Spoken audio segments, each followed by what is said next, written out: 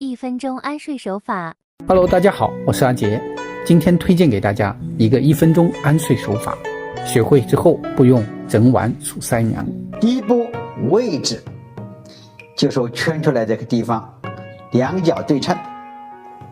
第二步，手法，轻手法，拇指指端，在这个位置上做点按或者短距离的由前向后做刮按法，有一种酸酸的、胀胀的，特别爽。重手法，拇指关节顶点，做点按法。